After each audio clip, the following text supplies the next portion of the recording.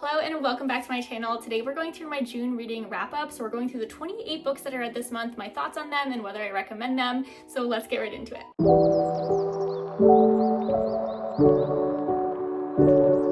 Let's start with the fantasy, dystopian, speculative fiction books. I read 4 of them. The first one is Bury Our Bones in the Midnight Soil, which was definitely one of my very favorites of the month. It's up there as either first or second. I adored this so much. I went in partially blind and I kind of don't want to give too much away, but what I knew going in and what I will tell you is that it's about toxic lesbian vampires, and the vibes in this are immaculate. There's multiple timelines, multiple POVs. The characters in this book are developed so beautifully. I finished this book about 2 weeks ago and I still think about this book every single day. I mourn the fact that I'm done reading this book, which is obviously an amazing thing. This is the author of The Invisible Life of Addie LaRue, which was a favorite of mine, and this one is my new favorite of hers, which is crazy because The Invisible Life of Addie LaRue was a clear 5-star read for me, and this one I would give 6 stars if I could. I read both books by Nikki Erlich. We have The Measure, which is the one she published I think back in 2022, and then her new book that just came out back in June, which is called The Poppy Field, and I loved both of these. I understand the hype is real on this book. Now in this one, everybody in the world who's above the age of I think 21 or 22 has this box drop on their doorstep, and inside the box is just simply a string. And the string has a certain length to it. The length of your string determines how long you are going to live. Now you don't have to open the box, so it poses a lot of questions in a lot of people's lives. Some people rip it open and want to see, some people don't and they want to just live in ignorant bliss. Of course this is detrimental to the entire world because it starts to pose questions of should people be able to get into leadership positions if they're short stringers? People can't even destroy these boxes even if they try. The box is indestructible. It's seriously crazy. And in both of these books she does an incredible job of diving into a whole bunch of different characters. You follow a lot of people in these books and they're very thought-provoking because of that. I absolutely love them both and will be reading anything that she writes in the future. So the other one is called The Poppy Field, and this one follows this controversial treatment center where basically they promise that you can go there and sleep away your heartbreak. Now it does have a side effect that affects a portion of the people who do this, and they're very transparent about that, but the side effect is really, really bad. You do not want it, but people who are desperate enough, they go there anyways. And the people they are following in this book are a group of individuals who didn't know each other at the start of this book, but they're all traveling to that treatment center. And so you're getting a look at all their different lives, what led them to this and why they're going there. And again, very thought-provoking, definitely really sad at times, but it has really important messages in it, and it's just overall a phenomenal read. So definitely recommend both of these books by this author. The last one in this genre is called The Shutouts. This one's a queer dystopian book. I've read 2 books by this author so far and really enjoyed both of them. Now this one's set in the same world. You don't have to read the other one to read this. It is a standalone, but the other one did kind of set up the world for this one. So basically in this world there's detrimental climate change. This is set years in the future, and there's this inside group that has a solution. They are going to be living very comfortably. The effects of climate change aren't going to be really felt in this bubble, but it's not just anybody can go live there. So this book in particular follows people who are the shutouts, so the people who are outside of that bubble and their struggle for survival. This next one is a contemporary fiction, and it's one of my favorite books I've ever read in my entire life. My personality is now partly My Friends by Frederick Bachman because this book was everything to me. I cried multiple times. I ended up tabbing this book extensively because I read the first, let's see how far I got. I read the first 104 pages, and the amount of times I wanted to highlight or tap something in those 104 pages was insane, but I was trying not to because I was reading my ARC copy at that point, and I was I don't want to vandalize my beautiful ARC, which obviously that's just a me problem, but I realized I had a finished copy sitting in a different room, and I was why am I not just reading my finished copy and annotating it? And so I did end up doing that, and I do not normally tab anything. I just read for the vibes and move along, but this one, literally every page or every other page, there is something that you read that is so profound and beautifully written that I just could not help but want to tab it and highlight it. This is a book that I told my husband probably 50 pages in that he's gonna have to read this book because it's one of my favorites. So I'm really excited for him to read this copy and read through my annotations, and hopefully he'll add his own too. But seriously phenomenal. I cannot even express into words how good this book is, and I don't even know how to describe it because the premise isn't gonna sound anything crazy special, but I promise you it is. It follows this artist who is on death's door at the very beginning of the book, and this kind of vandal teenage girl who is inside of this art auction, and you know that she's fixated on this certain painting, and you don't know her full story at first. You don't know the full painter's story at first, but you get both of their backstories throughout the book. She ends up working very closely with one of that painter's very best friends after that painter passes in the very first few chapters. And I can't even describe what this book's about because it's not gonna make you want to pick it up. It doesn't sound that intriguing, but I promise you this book is actually life-changing. We also have this Emily Austen book, which I don't want to talk about the plot a lot in this one because I think it will give away some things, but I loved this. I definitely will be reading all of her books now. This is my first of hers and will certainly not be my last. I ended up reading 4 thrillers this month. I have physical copies of 3 of them. The other one I listened to on audio, but the first one and my favorite of the bunch is Lisa Joel's new book, Don't Let Him In. This book is amazing. I love her writing so much, but this is my new favorite of hers. It just came out, I think, at the very end of June, but this one's a must read. It's a little bit on the thick side, but it reads so fast because you can't help but read that next chapter. Basically, this book starts out in this family who just recently lost their father. There's this guy that shows up into their lives claiming to be like a long lost friend of their father and forms a connection with the mother of this family. It turns into a romance and the daughter's feeling very skeptical about the things that he says, and she starts to see like little holes in his story. We bounce back and forth in this book with a bunch of different timelines and POVs, and you're seeing this guy weasel his way into tons of women's lives, and how much he has mastered being the weasel that he is both infuriating but also like unputdownable. You just have to know what he's doing next, and I will say the ending is very satisfying. I love the way she wrapped this up. This book will drive you crazy at times, but it is so worth the read, and the storyline is just addicting. Another one I read this month is Julie Chan is Dead. This one's a fun like influencer trope thriller book. So it follows this woman who stumbles upon her dead twin sister. She's an identical twin with her, and she is very much estranged from her. Their parents died when they were young, and they were adopted into separate families with very different wealth, and so they had very different opportunities in life. So the main character we follow is a grocery store clerk. She just has kind of a dead-end job, and her sister is a very, very famous influencer. Her sister, the most recent contact they really had was her sister showing up at her place of employment on a YouTube video, like in the middle of filming, surprising her sister with a dream house. The caption was, "Finding my long lost twin and buying her a house, #emotional." She's always had resentment for this because she showed up, dropped this house in her lap, and then left and didn't assist anything other than that, and was never in her life again, even though she has this like amazing friendly persona that she has online. So when she discovers her dead body in her apartment, she is like, this is the perfect opportunity. I look exactly like her. I want this life for myself, so I'm gonna pretend to be her, and then I just discovered my own dead body. So she steps into her famous influencer sister's life. She finds it really easy at first. She's getting like tons of free PR in the mail. Everybody loves her. She is now friends with like people that she has always been starstruck by, but she starts to question why her sister died. It doesn't seem like it was like an overdose like she originally thought, and she's also getting like blackmailed, and she's starting to think that the people who killed her sister might be after her now, and is not feeling safe at all. And this is just a wild ride of a book and a really enjoyable one. I also read Our Last Wild Days. This was not my favorite, but it was pretty good. If you liked Where the Crawdads Sing, I think you will like this one. There was a little bit of like animal, I don't think it was super scripted, but I think there was a little bit of like animal death described in this one, and I don't love that in books, even thrillers, and it's done like, this one had that too, but it had it in one singular scene, and that mouse scene is like haunting and I hate it. But this one had it a little bit more widespread, so it bothered me a little bit more. This one follows a woman who's headed back to her hometown to take care of her mom, but when she gets there, she ends up discovering that the body of her estranged like ex-best friend when she was a lot younger was found, and now she's trying to get to the bottom of what happened to her. The other thriller book that I read was this one. I think it's called We Are All Watching. This one was a really enjoyable one. It is kind of unhinged, and I guess I would say you have to put a little bit of blinders on, and it's gonna stretch what you could believe. It's not like set in, I guess, like the normal real world, I guess you could say. But it follows this family who is being like basically hunted down by these people, and the grandpa in the family has always been saying that this is the case, and everybody thinks he's just bonkers. But they're in a car ride, and there's this car next to them that is really messing with them, and because of this interaction they end up crashing their car, and her father ends up dying, and they're starting to realize this wasn't an accident. Those people that were in the other car were trying to target them, and their whole family is being targeted. The question is, did they discover this too late? Can they really do anything before these people actually track them down? I just realized there's one more fantasy book that I read. It's called The Prince Without Sorrow.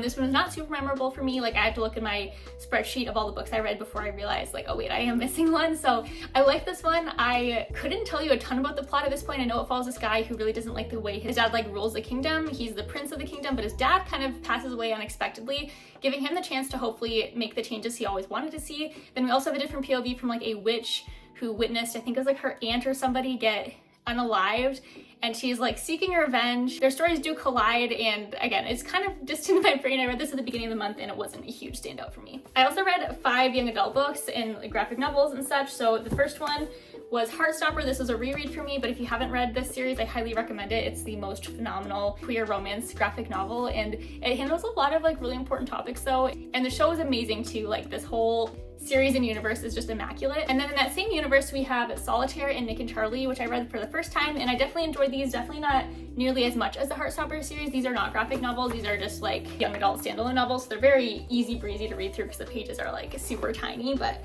set in the same universe. They don't necessarily center on, I mean this one does center on Nick and Charlie, but this one is just like set in the same world. You see little sneak peeks from Nick and Charlie in it. All That's Left in the World was a surprising 5-star read for me. This is one of my favorite books of the month. I adore this. It's set in a post-pandemic world, but in this pandemic, like well over half the population was killed, and including both of these boys' entire families. They kind of stumble into each other's life on accident and go on quite the journey together, working together to survive. They go on various different missions in this book, and I just adore this. Like absolute 5 stars, can't wait to read. I think there's a second book, and if so, I can't wait to read it. And then my last young adult book that I read was Pride or Die. This one is a young adult queer mystery book, and it centers around this LGBTQIA+ club that's meeting at the school with unfortunate timing because they go into the hallway because they hear some noise in the hallway, and it turns out that there's this girl who was basically attempted to be killed. She's in the hallway, they run over, they're trying to help her out and revive her, but what everybody else finds is that their club is centered around this dying girl who, again, was attacked. So everybody, including the principal, who's never been very accepting of their club in the first place, is kind of pointing fingers at them, and they're at risk for the club being like erased. And so they're trying to clear their name, they're trying to figure out who attempted this. The girl does live, but she doesn't remember who did this to her. And so they're trying to clear the name, trying to figure out who it is, that they can have a future for the club and that queer kids in this town for generations to come can have a safe place to go to. I thought this was done really well. I definitely enjoyed my read of this. If you like young adult mystery, I think this will be a winner for you.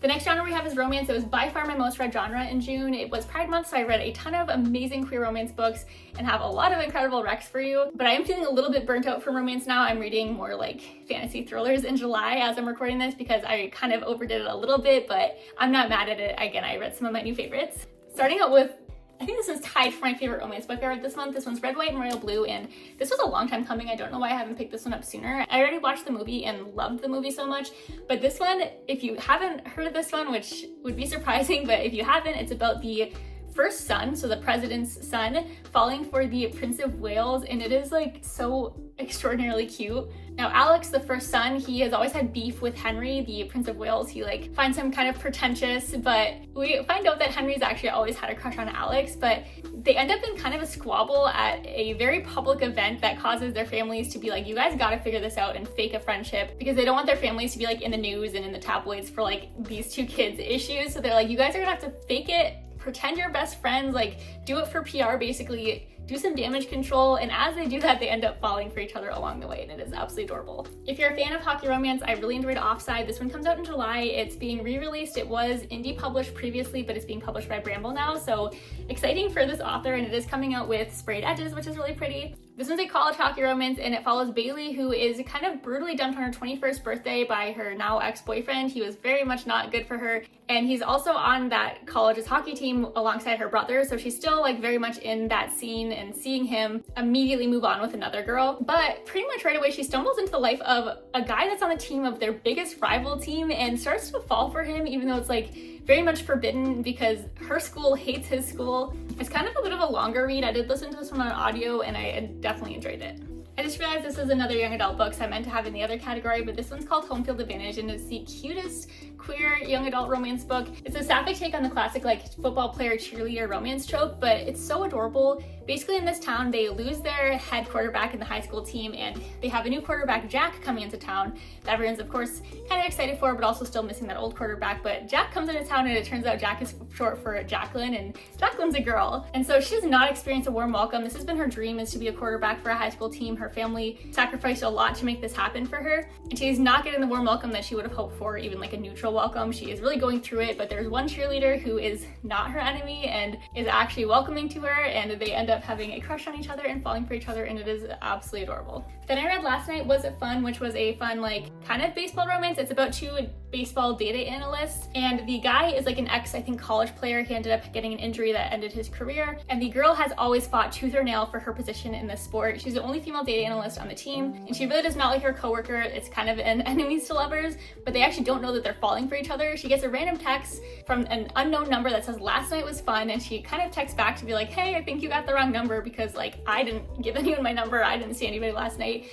So what started as an accidental text turns into them flirting back and forth and kind of developing a connection without knowing who they really are. When they go to meet up, that's when they discover that they actually are coworkers or the people that don't get along in real life, but they're in pretty deep now. They've sort of invited each other into different events in their lives. Her sister's getting married and she invites him as her +1, and so they end up going through with it, and I really like this one aside from the third act breakup, which I thought was unnecessary. Next up we have Hooked, which is a dark Peter Pan retelling, and I'm not the biggest dark romance girly normally, but I did enjoy this one. I definitely could have done without the spice I thought that took away from the story, but the general like plot of it was a really fun ride, and I'm definitely going to read the rest of the books in the series. Next up I read Between Friends and Lovers, which I didn't realize I should have based off of the cover, but I didn't realize this was a love triangle, and that's definitely not my favorite trope, but this one was done pretty well. I didn't mind it. But basically the woman has always had a crush on like her childhood best friend, but he's really never reciprocated that. We have a new love interest in the book who is really treating her amazing, like she's falling for him. It's great until that old friend comes back into her life claiming he now has feelings, and she's stuck between them. Does she go towards what she's always been wanting, or does she go for this new connection with this guy who has been nothing but amazing from the start? Next up we have My Best Friend's Honeymoon. This was a huge miss for me. I kind of hated the general plot of this. I didn't fully expect to. I knew the plot was that we have a woman who was going to get married. She ends up calling the wedding off and she goes on the honeymoon with her best friend instead because it was non-refundable. But what I didn't know is that the whole wedding and honeymoon was planned by her fiance, who she was basically just stringing along for no reason. She was dragging her feet with the wedding planning process and never wanted to start it. So he decided that he thought it'd be romantic if he just planned the whole thing without telling her, got it all figured out, everything booked, which of course, like, you do want to weigh in like your partner's thoughts on everything. So like, I do understand that was a miss from him, but like she was completely dragging her feet and not communicating why she didn't want to like plan things. So he planned it for them. He surprised her with it, that it was going to be coming up soon, and he thought she'd be excited, and instead she got like the ick and was like, never mind, I don't want to marry you at all. And he, again, being really considerate, was like, hey, well, the honeymoon is non-refundable. I don't want to go because it's going to devastate me, because like you're the love of my life and I wouldn't want to go without you. You should go with your best friend. And her best friend is somebody who's always had a crush on her,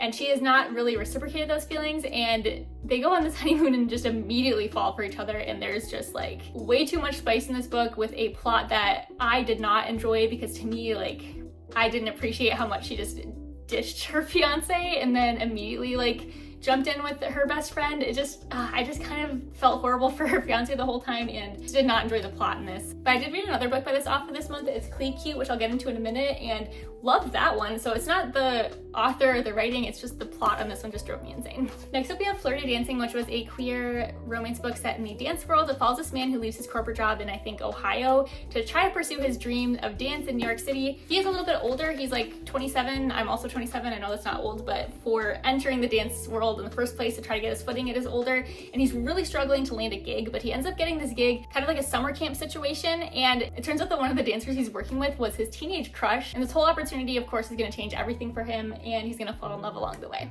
Next up we have Everyone I Kissed Since You Got Famous, which is another one that I just didn't enjoy a ton. I didn't have like a huge amount of negative feelings towards this. It just kind of dragged. It wasn't my favorite, and I probably should have DNF'd this one and just didn't. This one's a second chance romance, like childhood best friends. One of them became like a rich and famous A-list actress, and the other one is kind of like an influencer. They end up back in the same town, of course have feelings for each other, and again, I didn't dislike this one, it just wasn't my favorite. Next we have Second Chances in Newport Stephen. This is a queer romance with trans rep in it. It follows a man who's headed back to his hometown in Florida after kind of losing his job, and he is not happy to be back. His family's of course thrilled, but he doesn't want to be there. He doesn't love this town, but he ends up bumping into his high school ex, somebody he dated pre-transition, and they end up hanging out and reigniting just like their friendship basically, but they end up both falling for each other, and their romance is adorable. Then we have one last topic, Kissing the Kristen. I didn't expect it to have like a speculative fiction aspect to it, but basically it follows this woman who is in New York City. She's trying to prove it to the world that she can survive on her own there. She's excited to be there, but she runs into this woman on the train to and from work every single commute. She's always there. She's noticing a pattern. She's getting to know her and she likes her, but she's realizing it's kind of weird that she's literally always there on the exact same train. And she comes to find out that this girl is from 1970. She's kind of misplaced from her timeline and she can't get off the train. Like if she tries to get off the train, she just